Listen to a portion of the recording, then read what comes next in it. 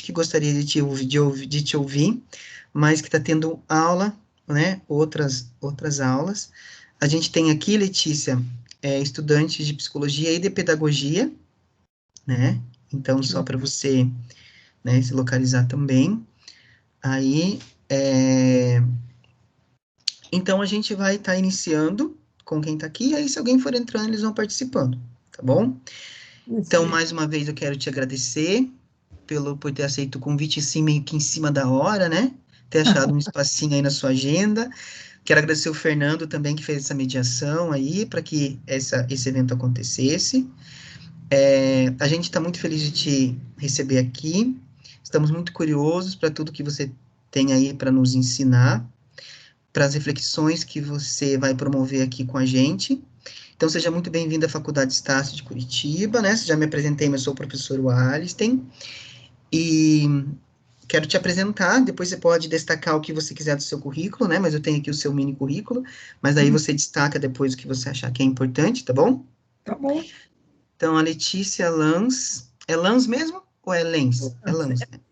É Lance. Lanz. L-A-N-Z, Lance.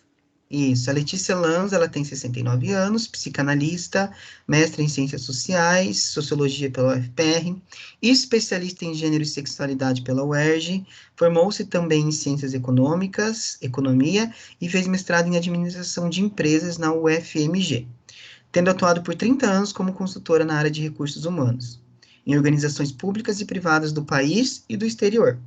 Casada há 38 anos, tem 3 filhos e 3 netos.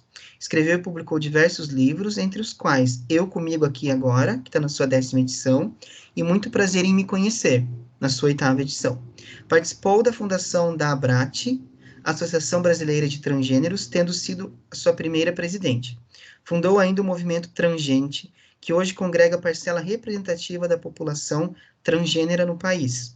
Mantém desde 2006 o arquivo Transgêneros. Depois, a gente pode passar o site dela aqui também para vocês acessarem, tem muita coisa interessante lá, né?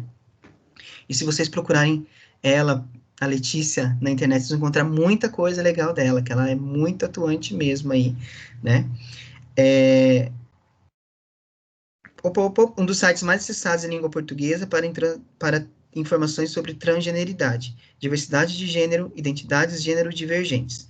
No início de 2014, recebeu o prêmio Cláudia Wonder, concedido por entidades de defesa das pessoas transgêneras do estado de São Paulo. Como pessoa transgênera, tem participado como palestrante convidado em congressos e seminários por todo o país e também feito palestras em universidades, escolas, empresas, entidades e organizações não governamentais, abordando e debatendo questões relacionadas, dentre outras, aos direitos humanos, à diversidade sexual, de gênero e à transgeneridade. Agora eu passo para você, Letícia, fica à vontade. A gente vai ouvir a Letícia e depois a gente abre para questões, tá bom? Perfeito. Eu dou novamente o meu boa noite a todas as pessoas presentes a essa nossa conversa de hoje à noite, que o professor Wallenstein considerou ser uma conversa sobre a sexualidade na fase adulta. Não é? Então, foi realmente um convite de última hora, né, que eu atendi por ter sido intermediado por um irmão, né, que é o Fernando Cardoso, meu querido Fernando, e agora também conheço o professor Wallenstein, mas o Fernando realmente, um pedido dele é uma ordem, porque é alguém muito especial para mim. Então, eu pensei que a nossa conversa fosse em torno da psicanálise, que é onde eu estou mais à vontade, onde eu atuo. E por se tratar de um grupo que está estudando psicologia, eu pensei que pudesse ser uma abordagem interessante, né?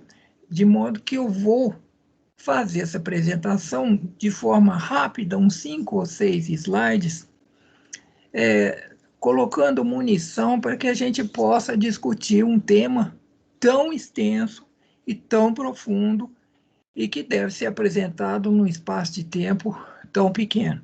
Portanto, eu peço a ajuda de vocês, a paciência de vocês, para que a gente possa formar essa base de conhecimento e discutir em cima dela logo em seguida. Está aparecendo, Ovales, tem apresentação? Está aparecendo sim. Começa com repressão, né? E agora? Isso, repressão. Isso mesmo. Está aparecendo Então, sim.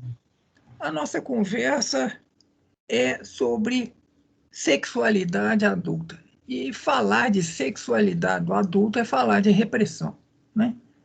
E aqui nós temos um dado muito especial que o Freud nos alertou. A sociedade ocidental se desenvolveu com base na repressão da sexualidade. Essa é uma descoberta importantíssima da psicanálise, uma descoberta que tem repercussões enormes, né? Freud estabeleceu uma relação direta entre a repressão da pulsão sexual e os sintomas neuróticos. Para ele, a principal causa do adoecimento psíquico estaria nos bloqueios, nos cortes, nas interdições que o indivíduo enfrenta na sua vida sexual, em função da repressão que sofre a fim de se tornar uma pessoa civilizada, socializada, não é? Então, esse é um ponto de partida muito importante, porque todo adulto é um sujeito reprimido.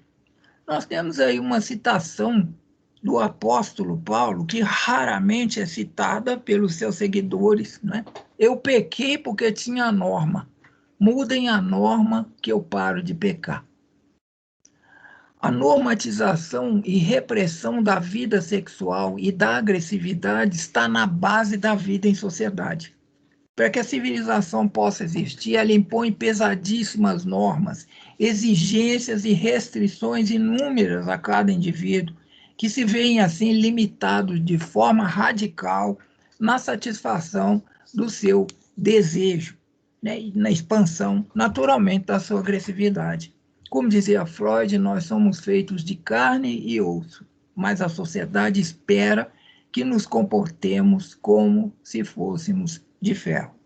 Então, a sexualidade do adulto é uma sexualidade bloqueada, neurotizada, interditada em todos os sentidos, sobretudo se ele for um adulto normal. Toda a psicologia individual é também uma psicologia social, né? Então, não há como nós considerarmos o indivíduo fora do contexto sociopolítico, histórico em que esse indivíduo vive, não é? Então, longe de ser uma clínica da subjetividade, como é popularmente vista, né?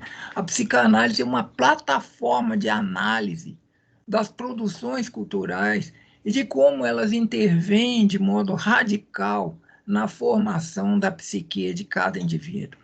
E aqui a sexualidade cumpre um papel absolutamente fundamental. De tal forma que ninguém chega à fase adulta sem receber doses maciças de repressão.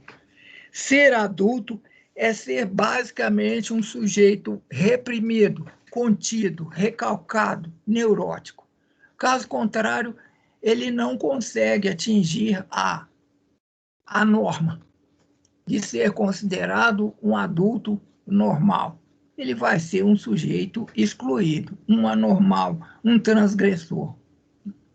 Então, o foco da psicanálise é exatamente esse indivíduo socializado. O indivíduo que está lutando, se debatendo, né, com as normas vigentes, com os discursos que existem, né, tentando existir como pessoa.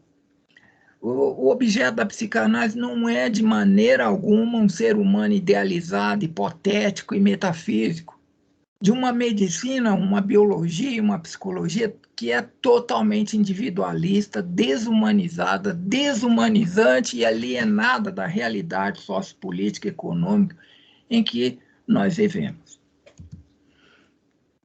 Freud afirma que a exigência de uma vida sexual previsível, controlável e uniforme ignora as enormes diferenças constitutivas, inatas e adquiridas existentes na sexualidade de cada pessoa, privando naturalmente todo mundo de prazer e gozo sexual. E um número incalculável de pessoas, dessa forma, acaba se tornando altamente neurótica, né?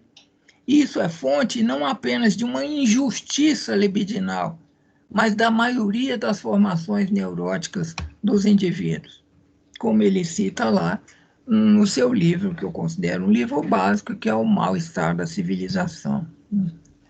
Então, é importante assinalar que, desprezando de forma sutil e solene uma das linhas centrais do pensamento de Freud, que é essa repressão da sexualidade, grande parte dos seus seguidores ignorou e ainda ignora o papel crucial da sociedade na formação das neuroses e psicoses individuais. Ao contrário, né, uma boa parte desses chamados seguidores implantaram um viés nitidamente médico-psiquiátrico, no qual se busca a identificação de sintomas e a produção de diagnósticos de transtornos psíquicos e perversões, não é? Que são também idealizações da doença, substituindo a visão clara e crítica do indivíduo como produto da sociedade, da cultura e da época em que ele vive, né? Excetuados alguns raríssimos casos decorrentes de condições neurológicas do próprio indivíduo, como aquelas narradas pelo grande Oliver Sacks, não é? A maioria dos distúrbios mentais e emocionais é produto das pressões do ambiente sobre as pessoas e as impressões que essas pressões lhes causam. Aqui eu falo de uma escola que eu sigo naturalmente, né? A escola de Frankfurt. Essa foi a escola que se safou dessa tendência a negar o indivíduo enquanto personagem histórico, personagem do processo civilizatório, personagem sujeito a pressões culturais de toda a espécie, né? Então, a escola de Frankfurt, com Erich Fromm, com Adorno, Horkheimer, né? Lowenthal, Marcuse, especialmente Marcuse, né, pode ser considerada como o único grupo de seguidores das ideias de Freud que manteve a tradição de enxergar criticamente a sociedade como causadora dos grandes problemas e distúrbios individuais. Freud sustenta que a sociedade, através das suas instituições, o Estado, a Igreja, a Justiça, a família, né, que são os grupos de referência, como as escolas, as comunidades, é quem determina de forma crucial e inexorável a constituição do sujeito. E não a natureza, como ainda hoje defendem as correntes de pensamento que tentam reduzir o ser humano aos seus aspectos meramente biológicos. Aqui ao lado eu estou deixando uma cópia da famosa carta do Freud, respondendo a uma mãe que o consultou sobre a condição psíquica do filho. Nós podemos conversar sobre essa carta depois, porque ela é da maior importância. Ninguém pode dizer quem eu sou, exceto eu mesmo. Seja qual for o seu sexo de nascimento, somente a própria pessoa pode reconhecer e dizer qual é a sua identidade de gênero. A formação da identidade de gênero e da orientação sexual é um processo totalmente subjetivo, que depende única e exclusivamente do próprio indivíduo, a partir da sua identificação ou não com as duas categorias oficiais de gênero criadas e mantidas pela sociedade, né, que é homem e mulher, ou masculino e feminino, e com o discurso da heteronormatividade compulsória. Então, quando o indivíduo nasce, deixa eu ver se tem só mais uma, porque a gente fecha aqui e vai para outra. O raciocínio fascista por excelência é esse, onde a repressão e o recalque não funcionarem, entra em cena a judicialização, a patologização e a pecaminização, né? Que são as três formas clássicas de se estabelecer punições para pessoas que transgridem a cis-heteronormatividade. Pessoas cujo corpo, identidade de gênero ou orientação sexual não atenda às disposições das normas, consideradas, né, como normas imexíveis E por isso mesmo são enquadradas como pessoas que transgridem a ordem vigente, ficando sujeitas a todo tipo de punições e represálias estabelecidas para quem desafia o sistema. Judicializar significa transformar a questão num problema jurídico. Patologizar é tornar aquilo doença. E pecamинizar, evidentemente, praticado pelas religiões, é dizer que é pecado. Então, essa pequena apresentação inicial é para dizer a vocês que a sexualidade do adulto não é algo que aparece no adulto. Ela aparece a partir do útero da mãe. Hoje em dia, inclusive, é muito comum, não é?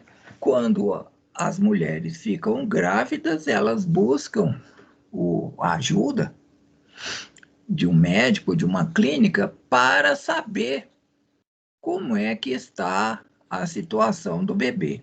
Na verdade, elas não querem muito saber a situação do bebê, não. Elas querem saber o sexo do bebê. E o médico vai olhar e dizer, né? Ela pergunta, o senhor viu? Ele diz, não. Se ele disser não, você pode saber que é mulher.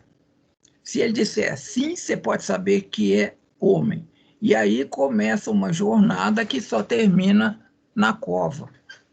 Não é? Porque vai ser uma jornada cansativa em que a sociedade vai transformar machos e fêmeas em homens e mulheres. Porque a natureza fornece machos e fêmeas. Além de fornecer também intersexuados e nulos. Intersexuados são aqueles que nascem com as características dos dois sexos genitais.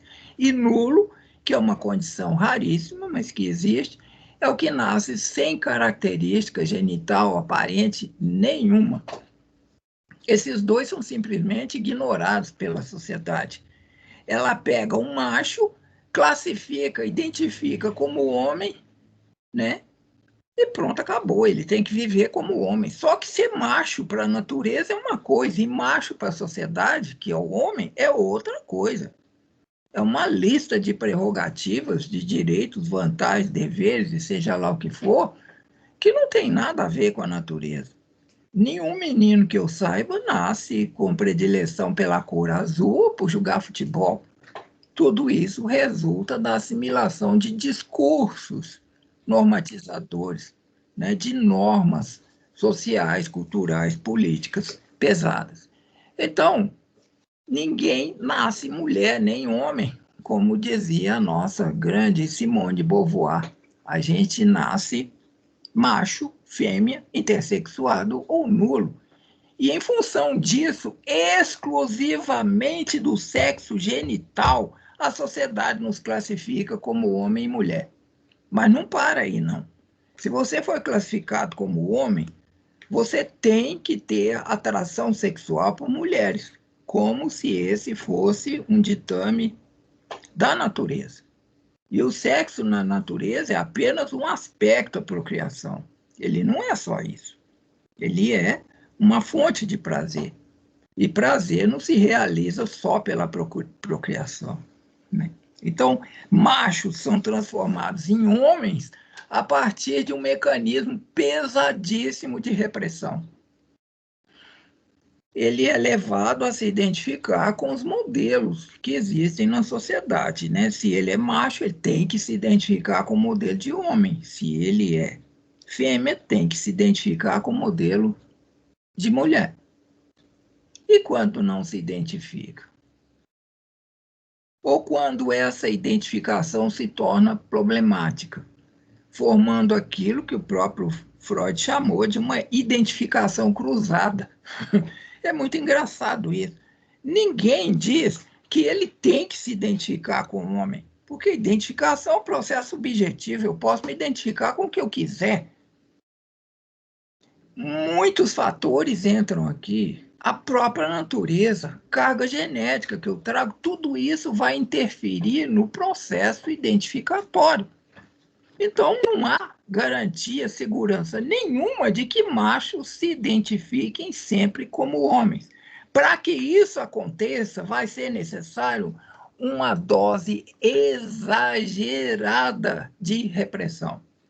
tal como descreve para nós, você disse, né, Valles, tem alunos da pedagogia que não podem deixar nunca de conhecer a nossa grande pedagoga, Guacira Lopes Louro, que dedicou a vida a dizer que a escola serve unicamente para treinar homens e mulheres, meninos e meninas. Só é o que ela faz.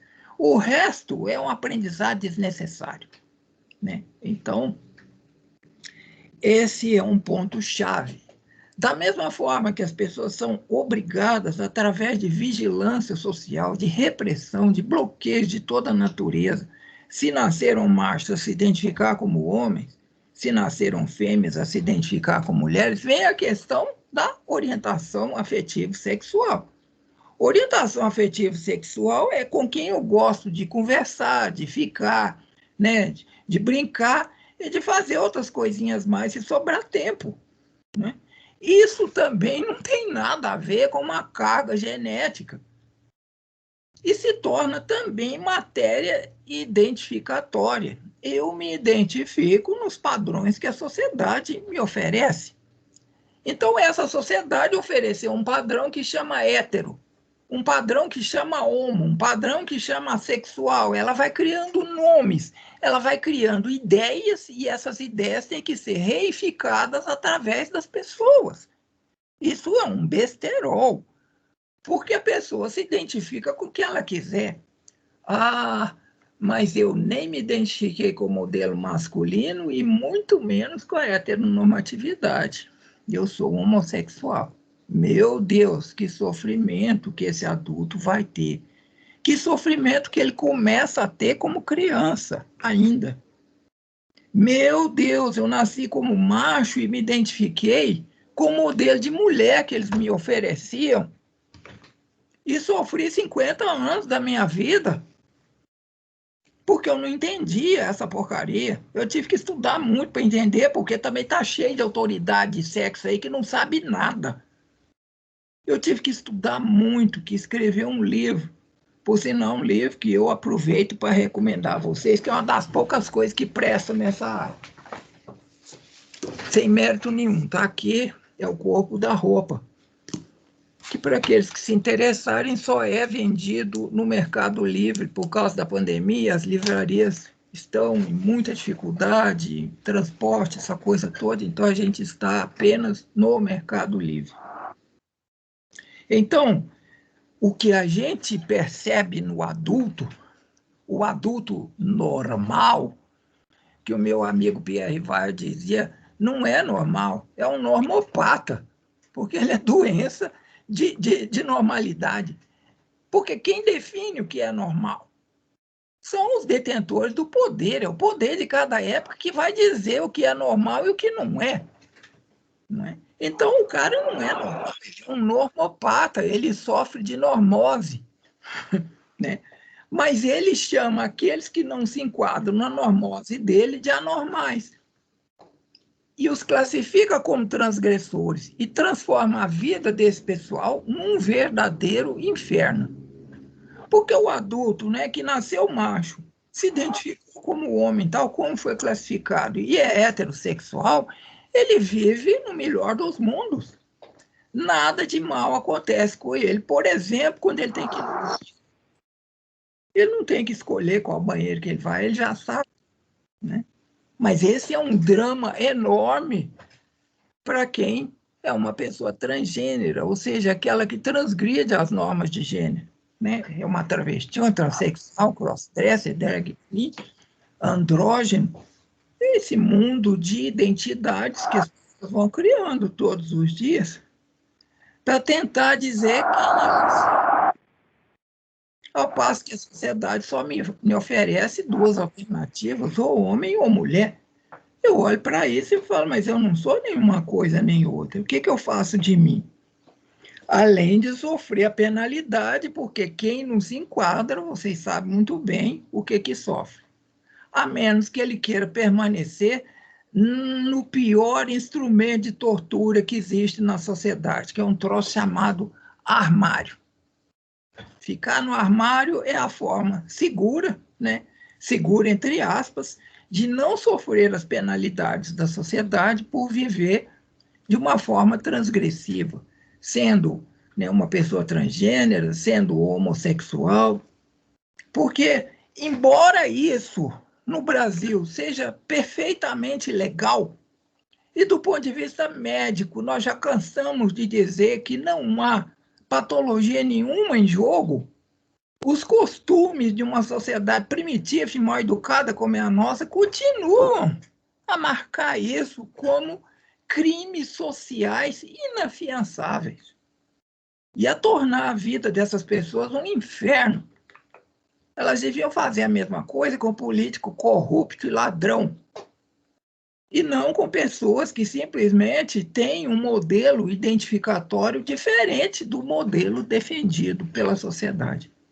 Portanto, a sexualidade na vida adulta se caracteriza, pelo que eu coloquei, copiando Freud, como um bando de pessoas altamente neurotizadas, reprimidas, recalcadas, cheia de normas de como é que faz para trepar, com quem pode trepar, em que hora que pode, que roupa pode vestir, de que maneira pode se apresentar à sociedade, sabe? Coisas cansativas para o ano 2022. Já estou um ano na frente, vontade não falta de estar lá, em dezembro. Então, é isso que eu tinha a dizer para vocês, e dizer que a psicologia, especialmente a psicanálise, está aí para recuperar esse eixo dos indivíduos, para fazer com que eles desenvolvam uma ética pessoal que os leve a escolhas, né, a partir das identificações que eles tiveram, o modo de vida que eles querem ter nessa sociedade, e não sejam obrigados por todas as formas possíveis de repressão, de bloqueio, de interdição, muitas vezes a viver vidas duplas, morando no armário e fora dele, né? Ou enfrentando a sociedade que considera os atos daquelas pessoas como se fossem doenças mentais, crimes, do ponto de vista jurídico, ou grandes pecados. Eu encerro com aquela frase que eu gosto tanto do apóstolo Paulo. Eu pequei porque tinha a norma. Mudem a norma que eu pare de pecar. A partir de agora, vamos abrir para conversar. Isso aí, Letícia. Nossa, que fala importante que você está trazendo aqui hoje para nós, né? Quanta e importante, né? E ainda muito pouco disseminada, né? Se a gente for parar para pensar, né? As pessoas ainda têm muito desconhecimento. A sexualidade, ela é uma coisa já, né, maldita, como se dizem, né? E ainda mais quando entra nessas discussões tão importantes relacionadas a gênero, isso acaba sendo adquirindo bem isso que você falou, né, por uma questão da sociedade repressora, um caráter sempre negativo, né, a sexualidade, a expressão da sexualidade, ela já é vista pela nossa sociedade como algo negativo na maior parte das vezes, não, ou que tem que ser vivenciado na sua intimidade, né, e não, assim, né, numa intimidade não se deve falar sobre isso. Então, só falar sobre isso já é uma transgressão, muitas vezes. Né? Você falar da sua vida sexual para as pessoas de sexualidade já acaba sendo uma transgressão, muitas vezes, para essa sociedade que ela vive, né? Ou seja, de tão normatizadora que ela é, de tão repressora que ele é. Então, quando você entra nessas questões de gênero, por exemplo, você traz todos esses conceitos, eu acho que mostra o quanto a gente ainda precisa, né, refletir, discutir sobre isso mesmo, né, sobre esses discursos aí dominantes que vão nos dominando, que vão nos constituindo. É difícil para algumas pessoas, né, justamente, acho que você colocou bem um foco na sociedade, né, que a gente tem que considerar a psicanálise do ponto de vista, quando ela considera a sociedade produzindo, né, esses sujeitos, né, e aí a gente precisa realmente questionar esses valores sociais, e é muito difícil para algumas pessoas, para outras mais, mas assim, eu acredito que é a informação, né, é o conhecimento que vai possibilitar a gente ressignificar tudo isso, parar para pensar, parar para refletir, porque a gente reproduz isso, né, assim que como a gente viveu essa repressão, a gente reproduz essa repressão nas pessoas que estão ao nosso redor. A gente está falando aqui para psicólogos, futuros psicólogos, mas também a gente está falando para professores, né, futuros professores. E aí eu me lembro, porque eu tenho uma atuação como psicólogo na escola também, e eu me lembro de uma diretora, uma vez que ela veio conversar comigo, que ela está muito preocupada, né, porque tinha um aluno que ele tinha o costume, um menino de uns 7 anos, né, estava para completar 7 anos, e ele estava com costume, né, nas palavras dela, de colocar a cueca dele, né, no vãozinho do bumbum dele e ficar rebolando pros amiguinhos, né? E querendo pegar as pulseirinhas das amigas, né, das coleguinhas que estavam ali e tudo mais. E ela disse assim, eu tô horrorizada, né, a diretora falando, né, tô horrorizada porque eu não sei o que fazer. Aí eu falei para ela, calma, vamos primeiro, né, pegar e tentar entender isso num contexto mais amplo, mais abrangente, a princípio, né, e aí eu me lembro que ela falou assim, não, porque tudo bem ele ser gay, mas bichinha não, né, ela falou. Então, ele ser gay sim, mas ser bichinha, ou seja, é, se comportar como uma menina, né, isso que ela quis dizer quando ela trouxe a palavra, né, bichinha, não, né, então ele podia ser gay, mas ele podia ser gay dentro de um determinado padrão, né, e não expressar a sua sexualidade através da sua roupa, do seu jeito de andar, do seu jeito de se vestir, porque isso teria um caráter negativo, né. Então ela falou, não, eu aceito, eu não tenho preconceito, mas desde que ele seja gay, agora bichinha, não, né. Então você veja como é algo que vem carregado, né, de preconceito, aí essas concepções que a gente tem do que é homem, do que é ser mulher, né, e aí não é só, porque se fosse só uma questão de viver no armário, sair no armário, seria fácil, mas a grande questão é que essa imposição, ela se dá nisso que você falou, no próprio corpo da pessoa, né, no modo como a pessoa se veste, no modo como a pessoa fala, como ela se mete, como ela veste, né, nos acessórios que ela utiliza, né? Então é muito mais sério do que isso, né? Porque se não tem essa repressão nesses aspectos que a gente está falando mais externos, ok, a pessoa consegue viver bem aquela história. Ah, é gay, mas vive lá na sua intimidade, né? E tudo bem, não atrapalha, não incomoda ninguém, né? Essa ideia que se tem, né? Aí quando você vai, por exemplo, ver a parada gay, né? E aí vê as expressões, as fantasias, o modo como cada um se veste, se expressa, e se coloca, isso choca, né? Muito mais as pessoas têm esse discurso, né? Já, mas tá bom, é gay, mas não precisa ser tanto assim. Não precisa ir para esse lado. Quer dizer, não sei se está ficando claro o que eu estou querendo dizer, né? Mas essa repressão ela é tão profunda porque ela atinge em todos os âmagos, né? Não só na questão individual do sujeito ali, da intimidade dele, do que ele pode ou não fazer na intimidade dele, mas também de como ele pode demonstrar essa expressão da sexualidade em público, né? Então é muito difícil, né? É muito repressor mesmo, né? É um sofrimento muito grande. Enfim, eu queria falar várias coisas, mas eu quero passar para os alunos também, né? Para eles falarem, conversarem com você, perguntarem alguma coisa. Não só a gente fica falando. Não sei se você quer comentar alguma coisa, Letícia, em relação a isso que eu falei, mas enfim. Essencialmente, para mim, hoje, a educação e a clínica se resumem a uma coisa: desconstrução. Você, por exemplo, quando narrava o episódio da diretora, cada palavra que você mencionava eu desconstruía, não é? Porque é fácil desconstruir que ela está associando o comportamento efeminado de um garotinho com a sexualidade dele. Orientação sexual não tem nada a ver com gênero. Outra coisa, nessa idade, as pessoas copiam. As pessoas ali estão esboçando significados, estão criando a partir do que Lacan chamou de fase do espelho. Então, ela está se identificando com modelos que a sociedade fornece dentro desse grande imaginário, e ela está constituindo, né, a simbolização disso, né? Então, eu não posso dizer nada a respeito do garoto, eu tinha que virar para ele e falar, escuta aqui, sua escola é para educar pessoas, é para educar gente, sabe? Não é para essas bobagens suas que estão tá na sua cabeça idiota, que, aliás, você deve estar tá sofrendo muito com essa porcaria, né? Porque deve passar o dia imaginando se você é homem ou se você é mulher. E se engordar um pouquinho e criar barriga, você já vai se desesperar, porque nenhum homem vai gostar de você. Então, tanto clínica quanto educação hoje é desconstrução. É o tempo inteiro desconstruindo, não é?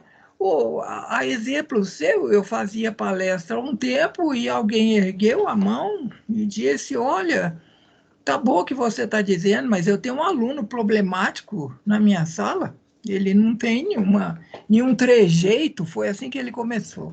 Nada. Mas todas as vezes que eu divido a turma em meninos e meninas para fazer atividade, ele quer ir para o grupo das meninas. O que você acha disso? Eu falei, eu acho perfeitamente normal. Agora eu acho que você que não acha. Né? Então você precisa se tratar urgentemente, porque cá fora na sociedade, homens e mulheres trabalham juntos o tempo inteiro. Equipes dentro das empresas não distinguem homem de mulher.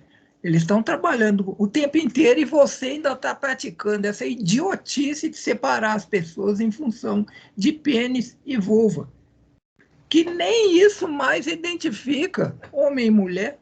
Na medida em que o Supremo aprovou você mudar de nome e sexo sem te perguntar nada. Se você fez cirurgia, deixou de fazer, simplesmente porque ele reconhece a subjetividade dessa escolha.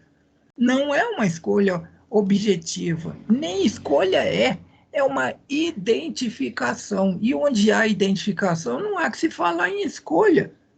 Talvez seja o processo mais complexo dentro da psicologia, porque é a partir de identificações que são feitas pelo sujeito, portanto, subjetivamente, que é a partir daí que surge o sujeito, né? Ele é filho de identificações. Então, não tem identificação errada, nem esse discurso tolo, né? Ah, eu nasci no corpo errado. Não, eu nasci na sociedade errada, meu corpo está certo.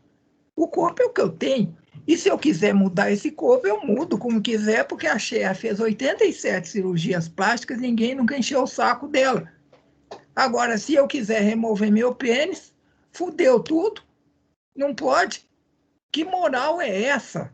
Em função de que vocês estão esboçando isso? Então, quando a gente questiona assim, realmente a gente choca, né? Porque se aquelas pessoas estão tendo uma vida abusiva na opinião deles, pode ser que aqueles que estão de joelho em terra, né, fazendo jejum, seja tão feio para eles, tão fora de propósito quanto eles para os outros.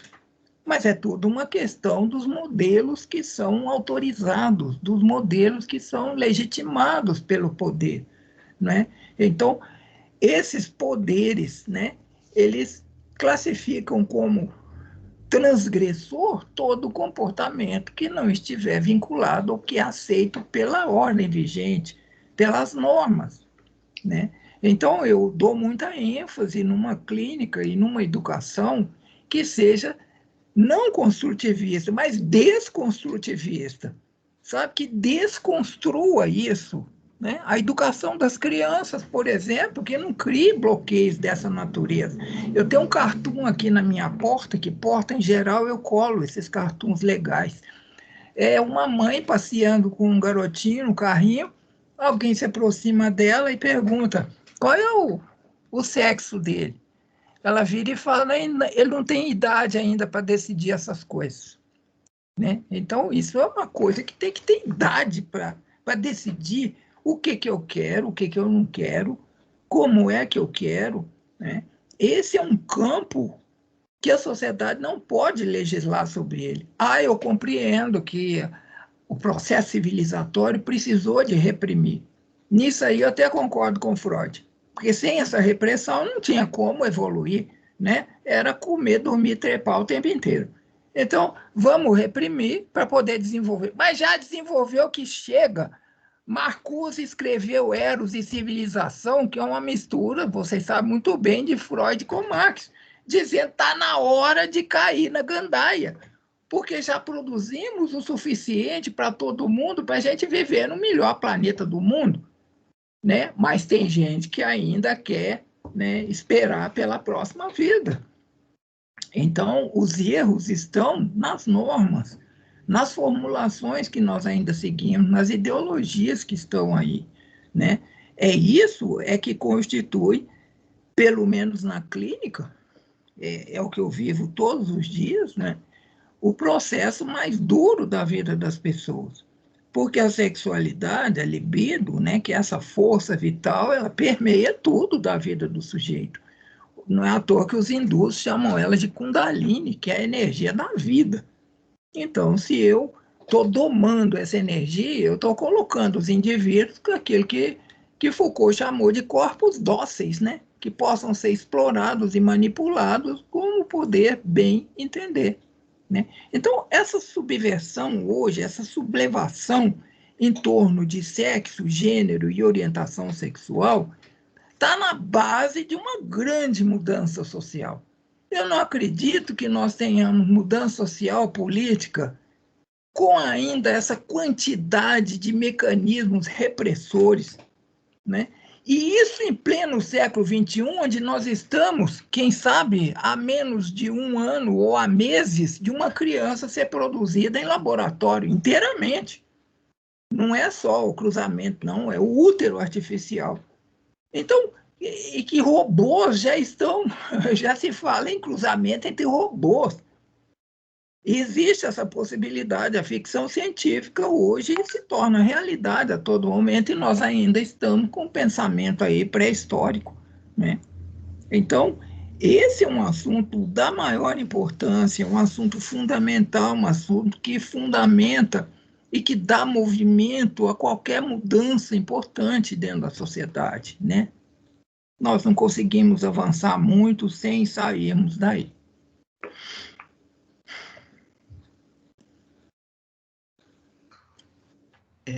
Mas eu quero passar a palavra aí. Pessoal, vamos lá, vamos aproveitar, conversar com a Letícia aí, né? Eu sei que esse assunto aí, ele gera muitas dúvidas, sabe? É um tema, Letícia, que a gente observa que tem um interesse muito grande dos alunos, sabe? Para Sim. eles discutirem, para eles aprenderem, o que eu acho super legal e super positivo também, né? Uhum. E, mas enfim, gente, vamos lá. Temos Vamos fazer uma muita pergunta. Oi, dificuldade. Acho que oi, fui eu que Letícia. falei. Foi. Não, acho que ninguém perguntou nada, não. Não, Não, né? porque o tema também, ele traz isso, né? Ele é um tema que suscita nas pessoas muito medo, tá? Muita dificuldade de se posicionar a respeito. Não é um assunto fácil. Até hoje, né? Você, quando fala em sexo, as pessoas já vêm com aqueles risinhos, sabe? Aquela coisa do incômodo, do fora de hora, sabe? E se é uma conversa doméstica, familiar, então nem se fala. É inapropriado o tema, apesar da nossa televisão estar recheada né, dessa temática o tempo inteiro, mas não. A consistência mesmo, a gente foge dela. Foge porque sabe que as mudanças estão aí. Né? E a gente conhece o nosso próprio desejo. Nós sabemos o que esse desejo pode produzir em termos de distúrbio pessoal. Né? Então, é outra coisa difícil, porque como é que eu vou falar dos meus distúrbios a não ser na clínica? Né? A não ser na clínica. E assim mesmo, muitos, ó, a maioria que vem para a clínica não precisa dela, não. Né? Vem para confirmar os conflitos que já descobriu que tem. Porque aqueles que têm o conflito estão passando a maior parte do tempo negando a existência dele. Né? Então, o negacionismo sexual é imenso, imenso. Sabe? Eu, graças a Deus, eu sou uma pessoa bem resolvida. Ah, meu Deus, bem resolvida a ser idiota, né? Porque vou passar a vida inteira sem conseguir me resolver nisso. São tantos fatores, são tantas histórias, são tantos momentos e eventos que eu vivi que precisam de ser consolidados, né? E criar ali, a partir daquilo ali, uma entidade central que é eu, né? Que eu acho que a vida inteira vai ser pouca para isso. Mas Uhum. eu gosto muito, viu, o velho, o Wellstein, seu nome O é, Alice, isso. é, da metáfora da Matrix, sabe? Quer dizer, quando naquela nave, né, ali um dos condutores da nave, ele olha na tela dele, estão passando zeros e uns, ele fala, olha a mulher de vermelho ali, porque, na verdade, são as invasões do simbólico, né, de que Lacan falou.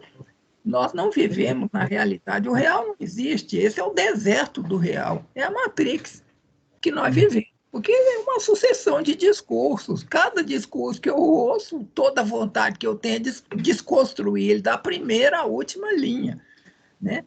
Através de perguntas incômodas, caindo lá no método da maiêutica, né? Que é tão antigo quanto a humanidade, fazer perguntas em cima daquilo. Quer dizer, será possível que é isso mesmo que você está pensando?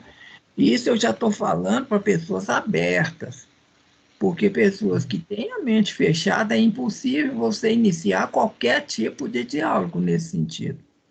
Aliás, em qualquer sentido, eu acho que não tem jeito, não.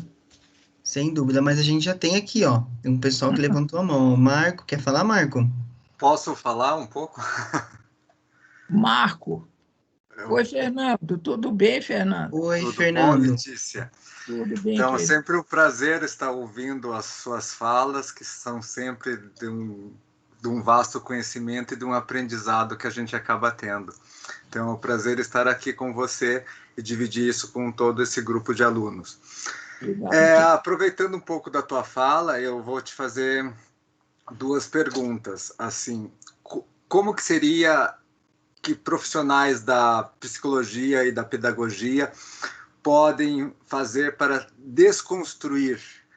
E diante dessa pergunta, emendo a segunda, que eu gostaria que você falasse um pouco, porque a nossa disciplina de desenvolvimento humano, ela foca o adulto e o idoso.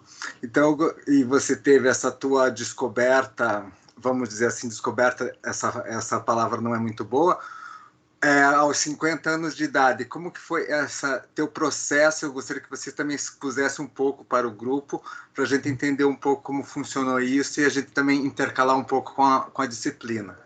Perfeito. Fernando, primeira parte, o professor Wallenstein já tinha falado a resposta que eu vou dar, porque a forma que o profissional de psicologia, né, o profissional de pedagogia, os professores podem contribuir para isso, a melhor forma, sabe, é de não reproduzir o modelo, sabe, é de não servir como vetor para novas investidas nessa área. E isso obriga cada profissional a uma reflexão profunda do que está fazendo, sabe? Então, quando a gente fala, por exemplo, num processo analítico, quantas vezes, né, o profissional passa para a pessoa que o procurou todos os conflitos que ele tem e ainda passa com aquela autoridade de ser o sujeito suposto saber lá do Lacan, né? Que isso não existe. Então, aqui é reproduzir o modelo. Nessa área, então, de cuidados a pessoas LGBT, isso ocorre com muita frequência, porque a pessoa está lá com os conflitos dela, relativa à sexualidade dela, à orientação sexual, ao gênero dela, sem resolver. E está tentando ajudar alguém que está desesperadamente fazendo tudo que pode, mais alguma coisa, para poder sobreviver. É impossível, né? É impossível. Então, eu cuidaria para isso, para que os profissionais trabalhassem a si próprios muito, porque senão a gente cai naquela coisa lá do evangelho, quando um cego guia outro cego, vão ambos para o buraco. Então, nós já faremos muito se nós não reproduzirmos o sistema. Se nós formos capazes realmente de não ter aquele escândalo da diretora lá da escola, né, que o professor narrou, ou do professor que levantou a mão para mim, isso não é escandaloso. Nós temos que ver isso com olhos novos e não a partir dos olhos que criaram a norma de que aquilo devia ser de outro jeito. Não, aquilo é aquilo que está ali, é com aquilo que eu tenho que lidar. Muitas vezes, viu, Fernando, também uma pergunta que vem para mim: o que eu posso fazer como professora para resolver o problema lá de um aluno que eu tenho, que é meio gay, que a turma não sei o quê, coisa e tal? Eu viro para a professora e falo assim: sabe o que você pode fazer? absolutamente nada. Para de fazer qualquer coisa que você queira fazer, porque tudo que você fizer vai dar errado, sabe? Deixa que a própria turma, o próprio grupo se organize. Se eles partirem para um modelo de bullying, aí sim nós vamos ter que intervir. Não no sentido moralizante, mas no sentido político de mostrar o direito de cada um de estar vivo nesse mundo. E há muitas formas de fazer isso. Mas pelo amor de Deus, de vir com uma visão moralizante, de que os alunos têm que aceitar o outro, ou de que o outro tem que se modificar para poder ficar igual aos alunos, sabe? Então, é não fazer nada, faça o seu trabalho. Você ensina o quê? Geografia? Continue ensinando geografia, bem, você está fazendo um favor enorme à sociedade. Agora, não dá uma de especialista em gênero e sexualidade, que é uma especialização raríssima no país, por sinal acabou, parou de ser financiada, né? Eu fiz um dos últimos cursos que a UERJ tinha, porque a verba parou de vir. E é um problema de saúde pública, como eu vejo, a todo momento, né? Com relação à segunda questão que Fernando traz, nós nos conhecemos há muito tempo, ele sabe bem a minha história, ela não começou aos 50 anos. Hoje eu tenho 70, então tem 20 anos. Ela começou quando eu tinha 3, 4 anos, né? Ah, por sinal que eu sempre estou fazendo as propagandas, né? Meu livro, pela Companhia das Letras, deve sair, então eu ficaria muito honrado se vocês o lerem. Se chama A Construção de Mim Mesma, né? Uma história de transição de gênero. Eu fui convidada pela Companhia das Letras a contar essa história. E foi uma sessão clínica que durou 4 anos, porque foi terrível. Mas saiu, está aí e deve circular brevemente. Então, aos 50 anos, eu estava simplesmente em condição de transicionar, porque eu sabia o que eu estava fazendo. Mas aos 3 anos eu não tinha a menor ideia, eu só sabia que eu tinha que largar de fazer as coisas que eu queria, porque todo mundo queria que eu largasse. E que eu faria um grande favor para eles se eu não fizesse aquilo que eu queria, né? Porque se eu fizesse aquilo que eu queria, era aquilo que eles não queriam que eu fizesse. Eles não queriam que eu quisesse querer aquilo que eu queria. Foi isso que eu descobri. E eu passei a vida inteira assim, ainda uma cagada muito grande, porque a natureza não me fez, né, interessado em homens. Apesar da minha identificação ser como mulher, eu sou uma lésbica. E quando eu apareci dentro do gueto, meu Deus, uma das áreas mais conservadoras que tem é o gueto. Como que pode uma transexual lésbica? Hoje está assim, ó. Mas o que eu sofri foi muito, porque não se admitia, quer dizer, se você é mulher, você tem que gostar de homem, ou seja, está repetindo a lógica. Então, é uma forma, aquilo que, né, que a Simone de Beauvoir diz, nós não teríamos tantos opressores se eles não tivessem tantos aliados entre os oprimidos. Porque o oprimido não percebe o tanto que ele é aliado do opressor na repetição do modelo. Então, 50 anos para mim foi o momento que eu pude, que eu consegui, e que naturalmente eu fiz isso para sobreviver. Quem conhece a minha história, porque eu fui parar na UTI, sem nunca ter nenhum problema cardíaco. Mas eu quase morri de um infarto porque o coração não aguentou. Aí eu falei para mim, quando eu sair daqui, chega de armário. Nunca mais. Passar 50 anos no armário não é nada confortável. E resolvi seguir aquela máxima do Milk, né, o grande líder LGBT americano, que diz que é ninguém nos armários, todo mundo nas ruas. Então fui para a rua. E não calei minha boca também. Tenho frentes de briga por tudo quanto é lado. Dentro do gueto tem gente que me odeia, que lamberia o asfalto se eu morresse, né? Mas tem gente que gosta de mim também. Ninguém tem que ser unanimidade nesse mundo, não, né? Já dizia lá o nosso querido Nelson Rodrigues, toda unanimidade é burra. Então, mas é uma luta que vale a pena, porque Hoje eu me sinto confortável, hoje eu me sinto em paz comigo e hoje eu entendo o que aconteceu comigo, como que eu fui vítima desse povo, cara, sabe? E hoje todo mundo que me vitimou olha para mim com aquela cara, sabe, de comadre Maria, cadê o fubá? Porque, sabe, não tem explicação. Porque eles também participam na repetição do modelo, na confirmação do modelo, sabe? Na afirmação desse modelo. Qual é a outra pergunta? Que levantou a mão aqui, eu tenho Marco Antônio Severo, é esse? Tá. Tem o Marco Antônio e tem a Gabriele também, que quer fazer pergunta. Vamos lá para o Marco primeiro, então.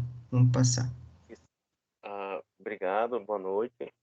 A minha pergunta estava bem ligada à pergunta do Fernando, mas também eu queria fazer também uma consideração do que o professor falou. Essa ideia de que se expressar dentro da subjetividade de identificações é igual a querer ou obrigar que as pessoas aceitem, né? Querer aparecer, isso até mesmo dentro da comunidade LGBTQI+, né? Eu imagino que ninguém quer obrigar nada a ninguém, mas sim ter uma liberdade garantida, né? Um poder viver, um poder conviver como são. Essa questão de que você falou, Letícia, que você se descobriu aos 4, né? 4, esse processo começou aos 4 anos. Sim. Então, para mim também, começou por essa idade, entre os 6, 7 anos, que eu comecei a querer ficar mais perto dos meninos na escola, e eu não entendi aquilo. Fui entender isso depois de ler uma revista, uma Isto É, ou uma Veja, eu não me lembro. Quando eu tinha uns 8, 9 anos, eu comecei a me entender o que eu estava passando. E aí começou o processo de repressão interior, né? Porque ali eu li, eu entendi o que eu era, mas eu li que aquilo para a sociedade era muito errado. Então foi um processo longo aí, né? Até a minha própria aceitação e da família em si. Hoje a minha família aceita uma boa, meu pai, meus irmãos e tal, mas ainda assim a gente vive uma situação de preconceito e de medo até, porque você demonstrar um carinho pelo teu companheiro ou pela tua companheira, dependendo do que você se condiciona ou do que você aceita, né? Se aceita. Se torna até perigoso, assim, ainda mais agora, né, que a gente está vivendo esse período tão reacionário e para a gente aqui, que vamos trabalhar com a escola, como pedagogos, essa palestra está sendo bem bacana, assim, para abrir a visão, né, de todo mundo, né, porque às vezes quem não convive ou quem não vive não tem essa visão, e isso está sendo muito importante, então, muito obrigado. Eu que agradeço, Marco, por seu belo depoimento.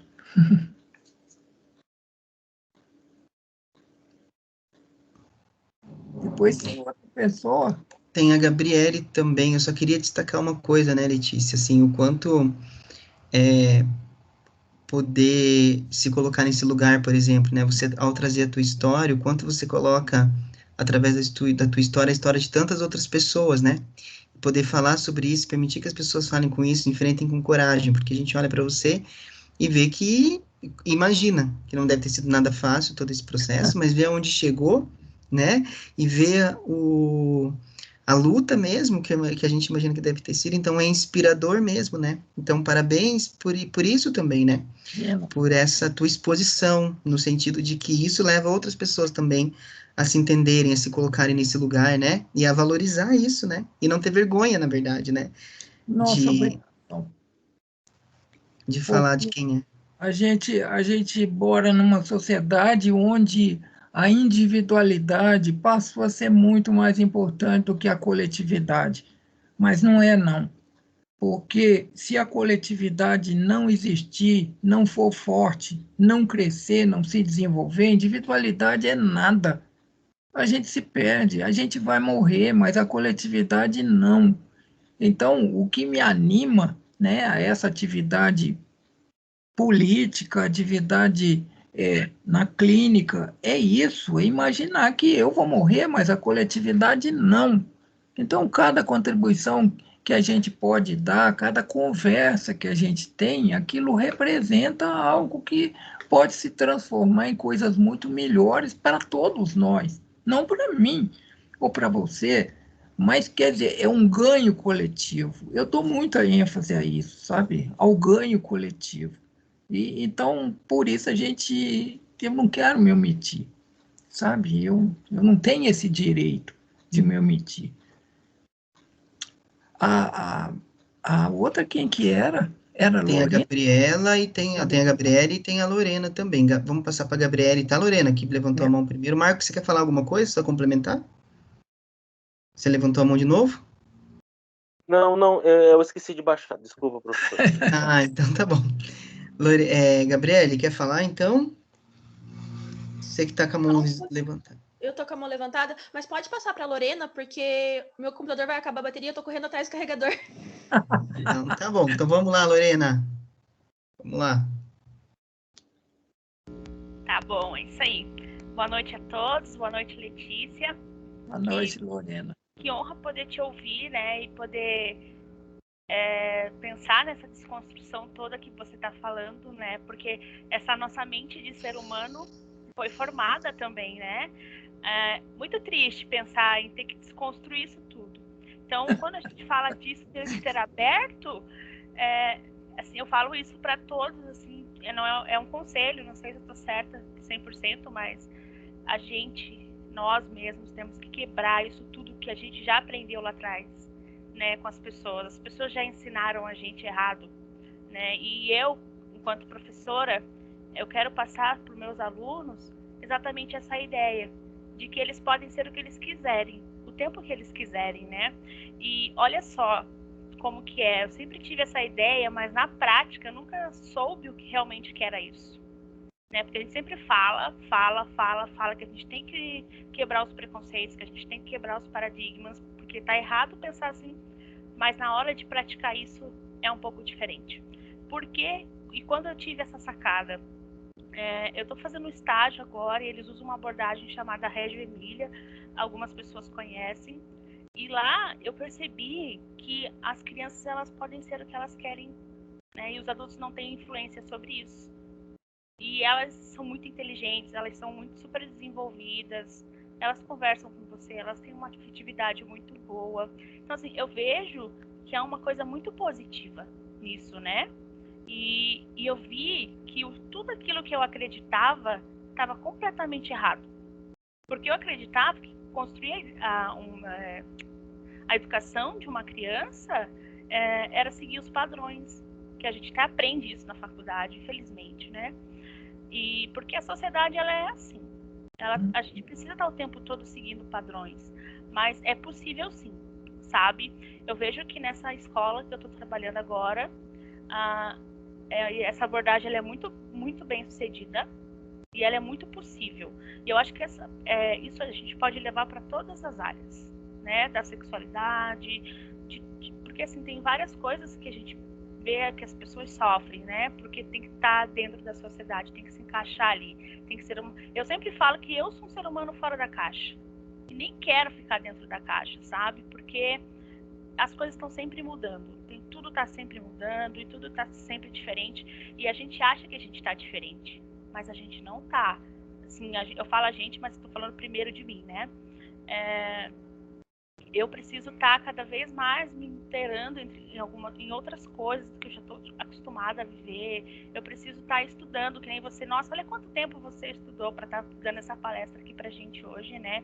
E ter tanta consciência, assim, de todos os seus direitos, de tudo que fez quem você é hoje, sabe?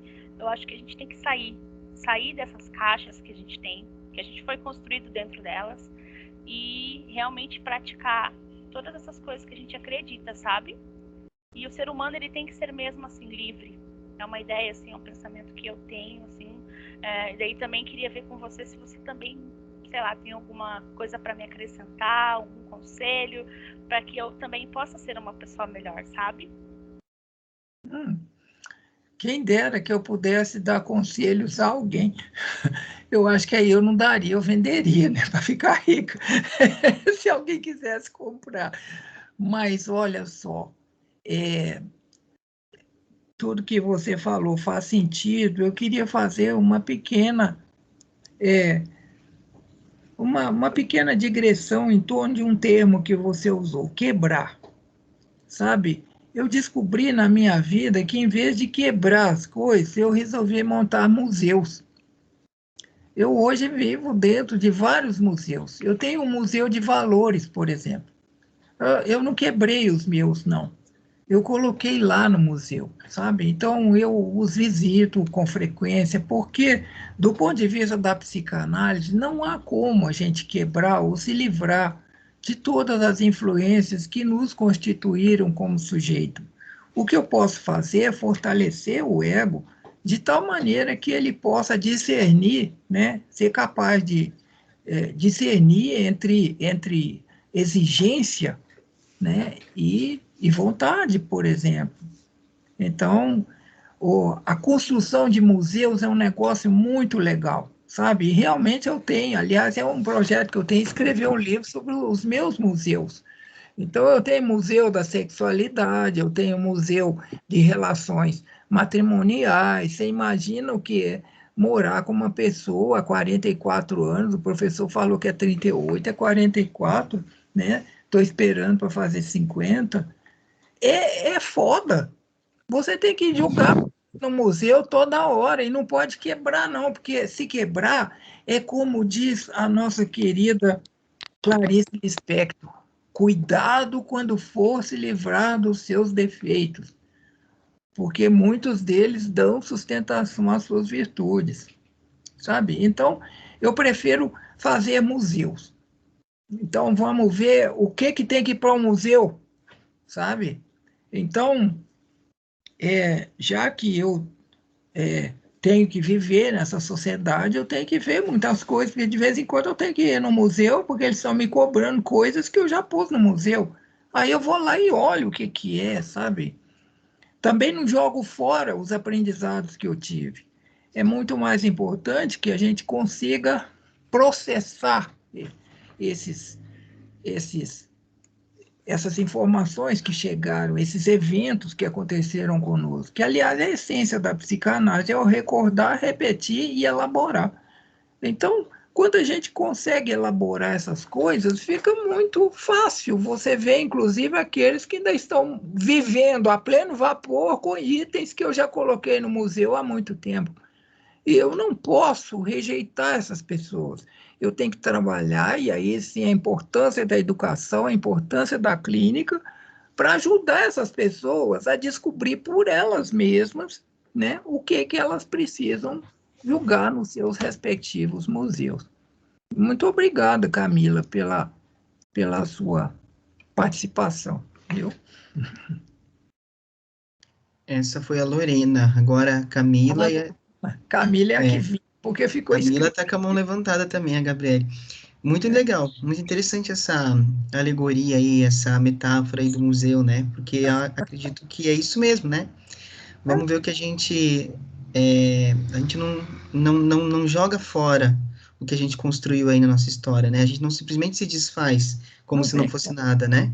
A É. gente precisa olhar para aquilo, e às vezes até você precisa olhar para aquilo para lembrar de algumas coisas, né? E para ressignificar algumas coisas, ou seja, dar um outro sentido para aquilo também, né?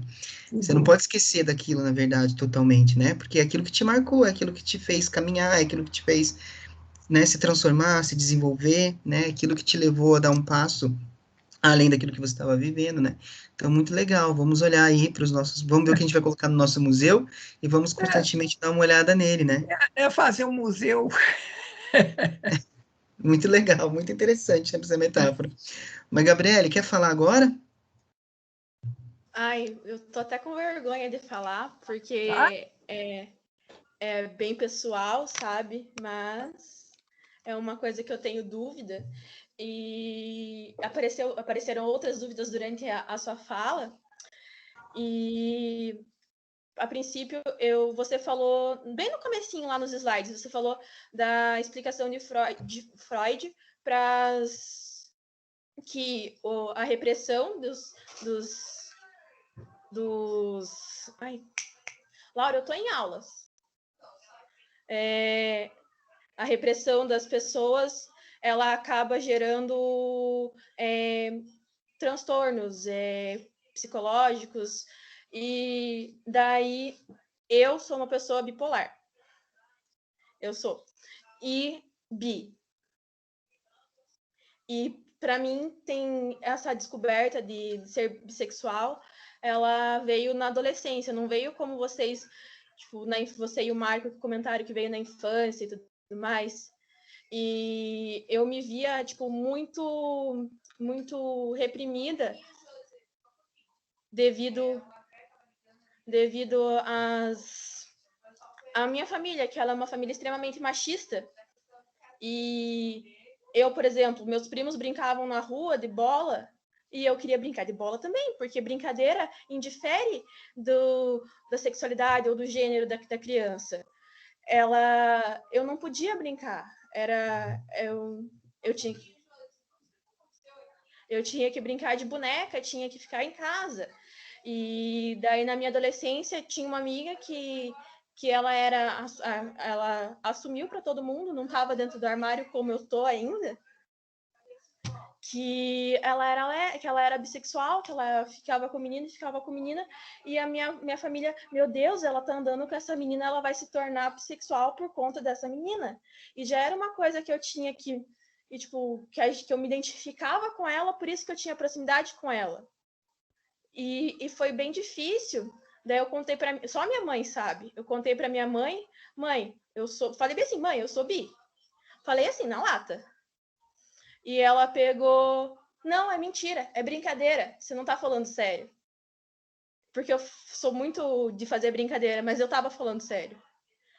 Daí agora de um tempo para cá, né, daí eu comecei a namorar um rapaz e tudo mais, e era um relacionamento abusivo, onde eu tentei me abrir para ele, mostrar esse meu lado para ele, e ele começou a fazer tipo comentários que me menosprezavam, que me diminuíam, que era muito difícil para mim estar nesse relacionamento, mas como eu era, além de ser de passar por essa situação, eu era dependente emocional dele, porque eu ainda não entendi o porquê. Faz desde 2017 eu faço psicanálise e eu ainda estou tentando descobrir o que está descobrir o porquê, né, de eu ser assim, de eu ser dependente de uma forma assim tão. E por um estalo ele terminou comigo e foi a melhor coisa que aconteceu. Daí eu consegui, em 2017, eu consegui entrar numa faculdade, né, agora eu estou fazendo minha segunda graduação em pedagogia, consegui me descobrir mais, né, porque eu tenho um irmão mais velho e ele também é bi. Eu fui descobrir isso num evento, eu estava numa festa, quando eu olhei para o lado, o meu irmão beijando um menino, eu fiquei tipo, então eu também posso beijar meninas na frente do meu irmão, eu não preciso ter medo, não preciso me esconder? E foi uma coisa assim, daí que eu comecei a mostrar, a compreender que, tipo, eu sou uma pessoa em casa e eu sou outra pessoa fora de casa, em ambientes diferentes. Isso, para mim, é uma coisa muito difícil e muito desgastante. É muito desgastante. E se preocupar com o que as pessoas vão pensar. E hoje eu estou num relacionamento com um menino também, ele é mais novo, e as pessoas ficam me julgando por estar com um menino 5 anos mais novo. Eu tenho 22 anos, o menino tem 18, e é algo que para mim não faz diferença. Ele me aceita como eu sou, ele gosta de mim como eu sou, ele sabe que eu sou bipolar, ele sabe que eu sou bi, ele sabe tudo, e gosta de mim do mesmo jeito. E para mim é gratificante estar do lado dele, eu me sinto leve, como eu não me sinto perto de outras pessoas, eu tenho receio eu tô até tremendo de falar isso, porque é a primeira vez que eu tô expondo isso dessa forma. A minha mãe deve estar escutando tudo. Mas tudo bem. E eu queria saber se a bipolar... Eu falei, não fiz a pergunta. Eu precisava falar, desculpa. A bipolaridade e a sexualidade, dizem que o ser bipolar, a pessoa bipolar, ela tem, nos episódios de mania, ela tem a libido muito alta e acaba se colocando em risco por conta de... Às vezes se colocando em risco, né? Pelo pouco que eu vi, por conta dos seus episódios de mania, que tem mais libido e acaba indo atrás de sexo.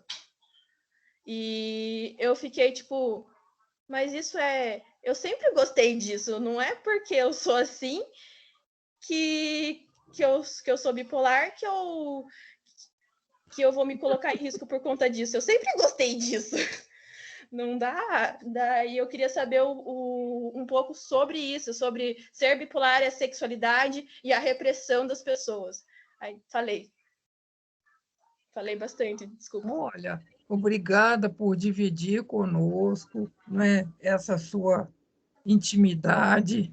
Então, isso é algo para nós recebermos com maior alegria, com maior respeito, tá? Poder compartilhar com você a sua experiência de vida. Para mim, não tem coisa mais preciosa. Foi isso que me levou para a psicanálise, não é? Porque é onde eu posso compartilhar a vida das pessoas. E comigo acontece um episódio muito curioso, porque, em geral, quando você vai ao psicanalista, você não sabe nada a respeito dele. E eu sou uma figura pública, ele sabe tudo a meu respeito, e eu não sei nada sobre a pessoa. De modo que a vivência que nós criamos é uma vivência de conhecer o outro. Eu estou ali o tempo inteiro para conhecer a pessoa. De modo que eu começo agradecendo, né, por você dividir essa intimidade. Quanto à sua pergunta, eu vou me abster de responder, porque eu acho que isso tudo não passa de discursos médicos, sabe? Discursos que dão suporte. Para mim, o valor deles é igual você ler horóscopo. Ah, eu sou assim porque eu sou de touro. Ah, tá bom, se serve como explicação, tá bom. Mas, na verdade, o que importa é o que você é o que você descobre ser e a maneira ética como você lida com isso no mundo. Deve ser uma maneira verdadeira, uma maneira honesta, seja lá o que for. Se você faz isso da maneira honesta que se fez aqui conosco, olha, e ainda assim você recebeu alguma forma de repúdio, sai daquele lugar e não volta nunca mais, sabe? Porque é essa honestidade que a gente está buscando com a psicanálise. A psicologia está buscando isso, ajudar as pessoas a encarar suas próprias verdades, sejam elas quais forem. Independente de rótulo, porque todo mundo nasce gente, o resto é rótulo.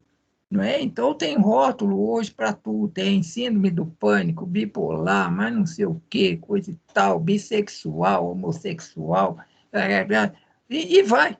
Sabe, eu, sem rima nenhuma, eu falo, não sou nem homem, nem mulher, nem trans, eu sou Letícia Lance. Uma construção de mim mesma, que, por sinal, é o título do meu livro, que está saindo pela Companhia das Letras, ficarei muito feliz se vocês lerem.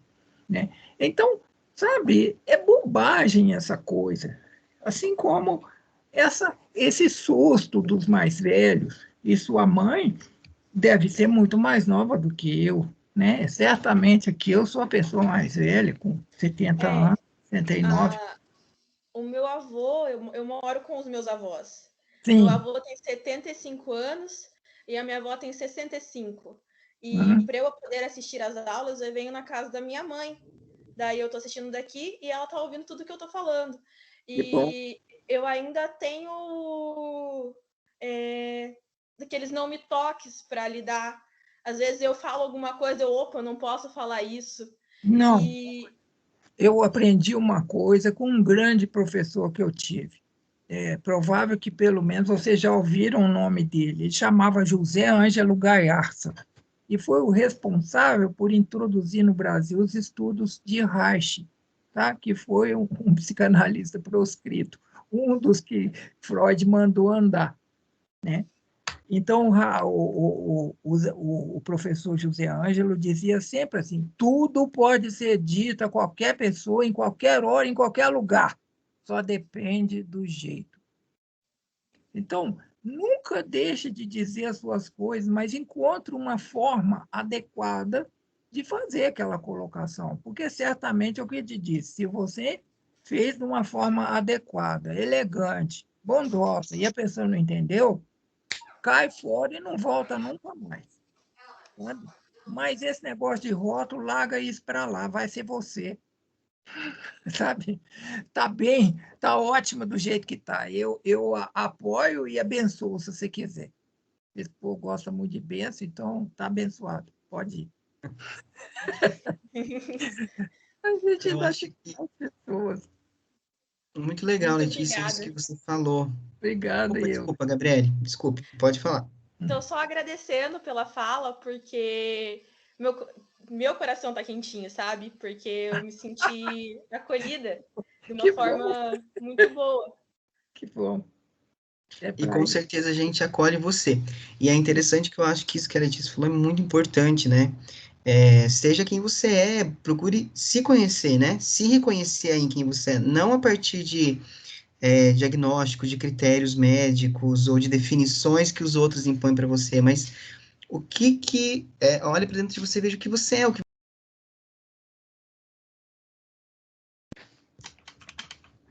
Eu mudo, professor. Você está Seu mutado. microfone. Cortou seu microfone. Ah, desculpa, estava com o microfone desligado. Não, eu quero dizer assim que realmente sinta-se bem acolhida mesmo, né, Gabriele, por todos nós. A gente te acolhe, sim, e admiramos a tua coragem de se expor dessa maneira, né, de se colocar desse modo. E eu só comentei que isso que a Letícia falou é muito importante, né? A gente precisa parar de se avaliar a partir de determinados critérios, de determinados conceitos, né? Então, é buscar conhecer quem você é, com o que você se identifica, como que você se vê nesse mundo, como que você se relaciona, não a partir dos conceitos, né? Os conceitos, eles estão aí, mas a gente não precisa se encaixar neles, então eu acho que isso é muito importante, né? Senão a gente acaba. É bem isso que você falou, poxa, mas lá fala que quem tem transtorno bipolar gosta de fazer sexo, muito sexo. Então, será que eu não sou bipolar? Ou será que. Né? Então, aí você começa a fazer várias relações. E não, peraí, se você gosta ou não gosta de sexo, quanto você gosta, a quantidade de sexo que você faz, isso é uma coisa que cabe você avaliar, né? Como que é essa experiência para você e pronto. Você pode gostar muito, pode gostar pouco, pode gostar mais ou menos, eu não sei, né? Mas que o critério seja você e não aquilo que dizem sobre você, né? Mas tem mais uma pergunta aqui, Letícia. Camila, eu Camila, acho. Boa noite a todos. boa Oi, noite. Letícia, eu estou muito feliz. Eu caí muito de gaiata nessa palestra, que eu sou de psicologia Jura? da manhã. O pessoal postou no grupo, eu falei, não estou fazendo nada, quero. Vou lá. E eu estou super apaixonada, já quero ler todos os seus livros. Estou aqui Ai, encantadíssima com a sua fala. que bom, querida. Eu Meus também fiquei muito parabéns. feliz de estar aqui. E se você puder falar um pouco, eu gostaria muito sobre o desejo de fantasia, sabe? Que é uma coisa que me intriga muito, porque eu já ouvi falas assim que ela não é muito relacionada à nossa psique, né? Que a fantasia é uma coisa muito louca, assim, que ela não tem um lugar muito certo, né? Né? E as fantasias realmente muitas vezes são muito loucas mesmo, né? E de todo mundo, né? Eu Sim, estava vendo que a maioria das mulheres tem fantasia com estupro. Não que elas queiram ser estupradas, mas elas fantasiam isso. Se você puder falar um pouco sobre isso, eu gostaria muito de você quer que eu fale sobre a fantasia? Não sobre as suas, não precisa se expor. Não, sobre, sabe, o lugar da fantasia na psique, se puder, no nosso, né, na nossa mente, e na sociedade a gente sabe que é um grande tabu, assim, né? Mas esse lugar dela, de onde veio, o que fazem, o que come, o que... Você um pouco também faz. sobre a origem disso, sabe? Se possível. Tá, legal. Não, isso é um assunto excitante, um assunto muito legal. Você estuda pedagogia ou Não, psicologia? psicologia. Da manhã, Psicologia. eu tô bem... Ah, a gente Eu vi o está muito link, ele me próximo interessou. aqui também são rótulos, né? Mas Sim, ó, sim. a Todo fantasia, mundo gosta de sexo. Não, nem todo mundo, né? Mas todo mundo é um assunto interessante para todos, como sociedade. a fantasia, né, é a própria vivência da criança. Toda criança, ela fantasia o universo. Como ela não tem nada elaborado, como ela não tem nenhuma norma para seguir, ela passa o tempo inteiro fantasiando. Eu vejo meus netos, que impressionante, eles conseguem construir castelos, eles conseguem, né, vencer dragões. Mesmo hoje, com esses jogos, né, que tiram tanto a criatividade, aparentemente tira a criatividade, eles ainda conseguem construir essa coisa toda. Ou seja, a fantasia está na base de construção da nossa psique, né? Ela é o nosso estágio onírico. E ela não pode desaparecer nunca. Agora, vamos falar de fantasia e desejo, como você colocou. O que é o desejo? A melhor definição de desejo que eu tenho é aquela que veio de Lacan. Desejo nada mais é do que a falta em movimento, né? Então, Lacan ele supõe que é a falta que determina o desejo. Então, quando a falta se põe em movimento, ela vira desejo, né? E é claro, esse desejo pode ser inclusive deslocado. Vamos supor que a falta, porque aquilo que eu tenho não constitui desejo, aquilo que eu já sou, aquilo que eu tenho não serve como desejo, como material desejante, para ser bem simplista, né? Agora, aquilo que me falta, sim, constitui fonte do desejo. E esse desejo pode ser objetivado, né? Eu ter clareza com relação a ele, e pode vir travestido de muitas coisas, como em geral acontece, né? Então, nós temos um deslocamento enorme do desejo. Dizer, grande parte, inclusive, da atividade analítica é ajudar as pessoas a identificarem esses desejos que são, na verdade, travestidos, que estão ocultando os desejos mais originais, mais autênticos que a pessoa traz.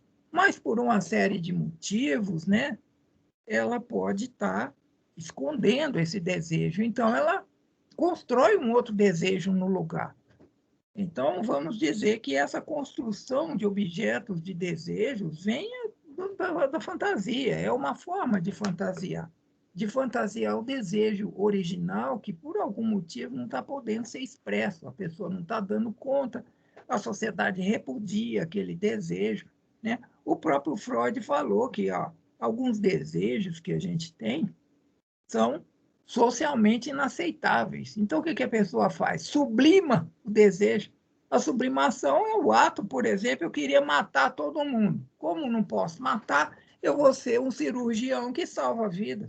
Isso é uma sublimação do desejo, né? Então, é uma forma de fantasiar, de travestir o desejo. Agora, quanto às fantasias sexuais, eu digo assim, o campo do sexo, o campo da sexualidade é um campo aberto de criatividade.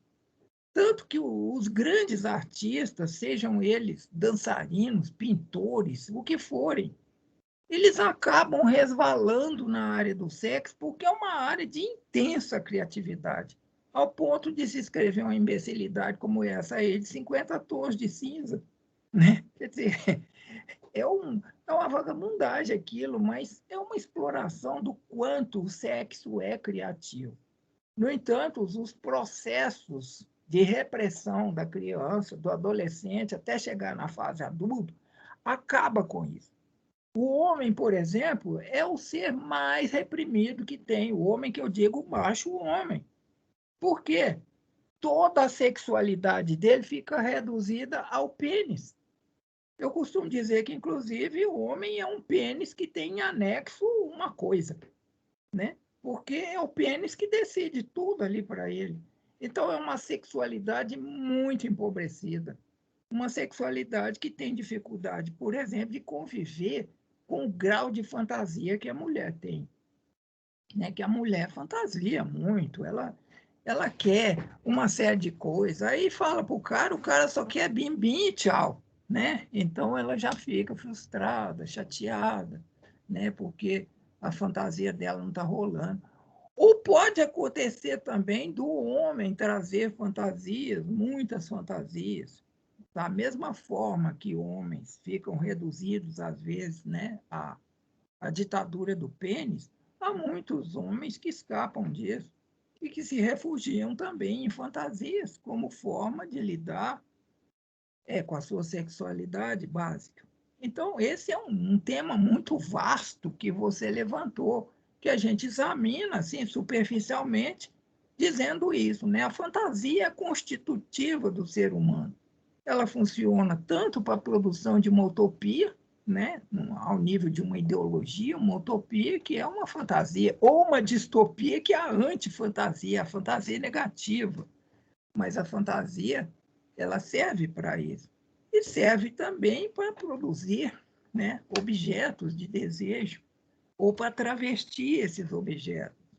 E ela é perfeitamente normal, né? Ter fantasias, inclusive, é uma forma que a gente sabe que a pessoa está com um bom nível de vivência, né? De vivência das coisas, porque quem não fantasia, quem não sonha, perdeu o jogo, perdeu. Vai ficar reduzido aqui a um conjunto de normas frias, secas, né? A fantasia é fundamental, fundamental. Não é à toa que dono de loja de implementos sexuais diz que vamos apimentar o sexo com aquela parafernália toda incrível que tem para a gente se divertir, né? Para a gente fantasiar, que pernas pro ar, que ninguém é de ferro, né? Como dizia o Freud.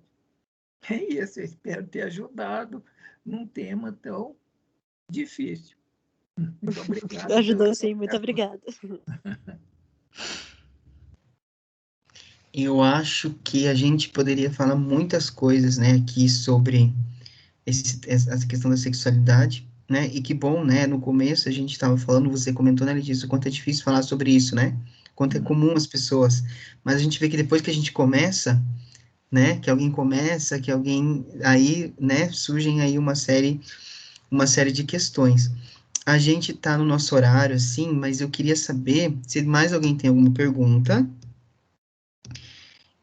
e queria ver se alguém tem mais, eu quero ver se mais alguém tem alguma pergunta, não vi ninguém com a mão levantada, e queria, Letícia, que você, se você quiser ainda acrescentar alguma coisa, né, fazer um fechamento aí da sua fala, com base no que foi nos questionamentos, né, eu acho que foi muito proveitoso para todo mundo aqui, né, eu acho que você criou um espaço para falar sobre isso, onde veja como as pessoas se sentiram à vontade, é isso que eu fiquei pensando, né, o quanto a palavra circulou aqui, né, de uma forma muito tranquila, né, de uma forma muito livre, né, então, até quando a Lorena trouxe o pensamento dela, né, a gente precisa desconstruir muita coisa mesmo, como é que eu faço, ou seja, a tua fala despertou isso, né, fez talvez a gente olhar mais para a gente mesmo e perceber o quanto a gente está preso ainda nesses padrões, né, e o quanto o nosso museu está precisando ser ocupado, né, digamos assim, né, a gente precisa ocupar ele, né, então acho que produziu uma reflexão, produziu um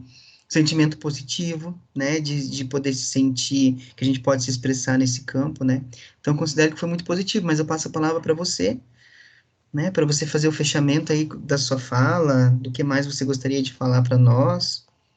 Olha, eu não tenho muita vocação para fechar nada, eu tenho vocação para abrir coisas, né? Então, de modo que fechar é sempre muito difícil para mim, porque nada está encerrado, nós estamos em processo sempre, né? Então, quer dizer, participar hoje aqui com vocês às vezes as pessoas falam, é uma honra ter você, coisa e tal. Tá bom, eu estudei, isso também eu tenho que reconhecer alguma coisa, mas é sempre uma honra maior para mim poder dividir com as pessoas as minhas inquietações, porque o que eu trago são inquietações. Né? Como uma cientista social, que eu sempre fui, eu não faço afirmações definitivas. Eu levanto hipóteses, né? Algumas já testadas, né? E sempre convidando as pessoas a testarem hipóteses. Né? Vamos para campo, vamos testar, mas não vamos testar nos outros, não, vamos testar primeiro na gente, né? Como disse a Milena, era Milena? Eu não me lembro do nome. Aquela graça. Lorena. Lorena, isso. Então, Lorena, é preciso testar na gente, né? Descobrir essa essa inquietação que levou Goethe, por exemplo, no Leito de Morte, a dizer mais luz, porque eu não está escurecendo e eu tenho mais coisa para descobrir, para ver, né? Então, essa inquietação é que deve permanecer acesa. Não há como nós nos resolvermos, porque a gente é uma equação em aberto, com um número de variáveis tão fantasticamente grandes que não dá para resolver, mas dá para nós nos equilibrarmos nela, buscando cada vez mais abrir coisas, desconstruir, né? Organizar museus a partir de verdades, de certezas absolutas, né? Museu das certezas absolutas, esse é um grande museu para se fazer, o que ele tem de peças para ser colocadas lá, né? E para a gente olha como é que são as coisas. Então, o que eu tenho que fazer é agradecer o seu convite, né, a intermediação do Fernando, meu querido Fernando, e me colocar sempre à disposição. Essas conversas são fundamentais para mim, sabe? Eu é que me sinto sempre honrada de poder participar, ainda que seja, né, de afogadilho, porque não deu nem tempo da gente discutir mais, conversamos alguma coisa, você propôs e fomos aí. Mas a conversa, para mim, foi muito produtiva, eu levo um resultado pessoal muito satisfatório. As 2 horas que eu passei com vocês foram recompensadoras, viu? Agradeço muito por essa oportunidade e vamos abrir frentes, vamos abrir. Isso mesmo. Muito obrigado, então, Letícia. Quero só, tá aí, ó, o pessoal te aplaudindo. Quero só, antes de, eu já passo para você, Fernando, a palavra também, mas eu quero só dizer para vocês que tá lá no chat, agora uma questão mais formal, mas é importante para eles, né? Tá lá no chat o forms para vocês preencherem a presença, tá? Para ganharem um certificado. Então, preencham antes de sair, tá bom? Para vocês depois ganharem as horas complementares. Mas você quer falar alguma coisa, Fernando, antes? Porque eu quero também agradecer o Fernando, né, que fez essa mediação. Agradecer a Letícia por nos trazer, então, esta inquietação que nos despertou outras inquietações dentro de nós, e é isso que faz parte do nosso desenvolvimento humano. E deixar também aqui, com certeza o espaço foi pequeno, mas que já fica o convite para uma próxima um pouco mais extensa e que a gente possa fazer com mais tempo e mais cuidado, quem sabe quando você já tiver com o seu livro lançado. Opa, muito bom, Fernando. Vou contar com você, com certeza, com você, com o professor. Uma boa proposta. Uma boa proposta, e assim, podemos fazer um evento maior também, né, porque eu acho que o horário também limitou um pouco a participação, mas tiveram muitos alunos que falaram, professor, que pena que eu não vou poder estar presente. Mas está gravado, sabe, Letícia? Até tudo bem para você se a gente disponibilizar para os... Claro, nenhum Então, problema. mas está gravado, a gente sempre grava as nossas aulas e aí a gente grava os eventos também. Então, eu quero te agradecer mais uma vez, muito obrigado mesmo por nos trazer não apenas conhecimentos, mas também reflexões, né, e sentimentos, assim. Eu acho que todo mundo sai daqui com o coração muito alegre, né? Interessante isso, né? A sensação é de... Então, você nos trouxe uma certa satisfação, em todos os sentidos da palavra, vamos dizer assim, né? Uma certa satisfação, então foi muito bom te ouvir. Então, a gente te agradece mesmo, né, de coração. Eu te agradeço em nome da instituição, em nome dos estudantes que estão aqui te aplaudindo, e agradeço o Fernando mais uma vez mesmo, que é um grande parceiro aí nosso, todos os professores, né, não só ele, nós temos aqui um grupo de estudantes muito legal, que se envolve muito com os eventos, né, que procura sempre trazer aí os temas dos seus interesses, então, a gente quer agradecer ele também, tá bom? E realmente, faço as palavras do Fernando, as minhas, né, está aberto aí para outros momentos, para outras oportunidades, nos passe aí depois as informações do seu livro e a gente vai continuar nossa conversa. Foi um grande prazer mesmo, viu? Muito prazer mesmo. Obrigado. Prazer. Saudações a todos. Então é isso, gente. Muito obrigado mesmo, Letícia. Parabéns aí. Parabéns, pessoal, pela participação de vocês também aí, né? Muito legal. Os comentários. Tá, Tânia, quer falar alguma coisa antes? Você levantou a mão? Quero agradecer, professora, tua presença, teus comentários, teu conhecimento foi maravilhoso para nós. E te pedir que você volte né? Volte outras vezes, por favor, aí, para dar para nós o privilégio de conhecer um pouquinho mais desse tema que é tão importante, né? Eu gostei também. Me chama que eu venho, tá bom? Bem assim. Não está disponível no chat o link, a gente está sem acesso, tá? Aí, se vocês puderem mandar para nós, tem algumas pessoas que não estão conseguindo acessar o chat. Prazer, professora, obrigada. Prazer foi meu. Boa noite para você. Boa noite. Então, passem aí, tá? Depois para os colegas que não estão aí, o link, tá bom? Eu não tenho acesso a todos eles. Lucas, quer falar? Pera aí, que eu acho que tem mais gente aqui. Lucas? Quer falar, Lucas?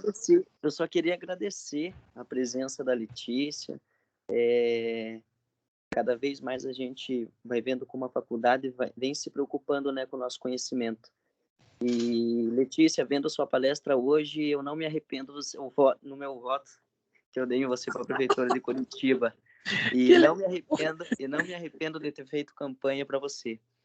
É muito importante saber que nós temos pessoas preocupadas e tão bem esclarecidas, né? Que bom. E eu já tinha ouvido falar de você, de uma amiga que a gente tem em comum, que é a Léo Ribas, e a professora Daina. E é um prazer conhecer você. Obrigado, professor Wallenstein, também por essa oportunidade. Legal, Lucas. Muito bom. Então, boa noite. Boa noite, Letícia. Muito obrigado, viu? Tá bom. Tchau, tchau, gente. Um grande abraço. Tchau, tchau. Professor, uma pergunta. Oi. A lista de presença vai ser como? Eu já passei para vocês a lista do evento aqui, o link. Vocês viram? Não consegui ver aqui. Professor, eu não sei por que a gente está sem acesso. Vocês de lá estão sem acesso? Uhum. Isso. Então, peraí, eu vou passar para o Marco. Não, eu passo no grupo de vocês. Esqueci que vocês têm no grupo. Eu vou passar agora no grupo, e daí no grupo de vocês, daí vocês não ficam sem. Desculpa, gente, eu achei que vocês estavam tendo acesso. Deixa eu pegar aqui o link já, tá bom? Aí, vocês marcam lá, peraí. Deixa eu pegar aqui. Não tinha me dado conta de vocês, desculpe. Aí, ó, mandei lá no grupo da turma, tá? Entrem lá e marquem lá a presença de vocês. Muito bom recebê-los aqui, tá bom? Pessoal aí da pedagogia, voltem sempre. Pessoal da Psico, a gente fica por aqui, mas nos vemos na semana que vem com as nossas avaliações, tá? E vamos conversando aí no decorrer da semana, caso vocês tenham alguma dúvida. Pessoal da Psicologia da Educação, amanhã a gente se vê, né? Amanhã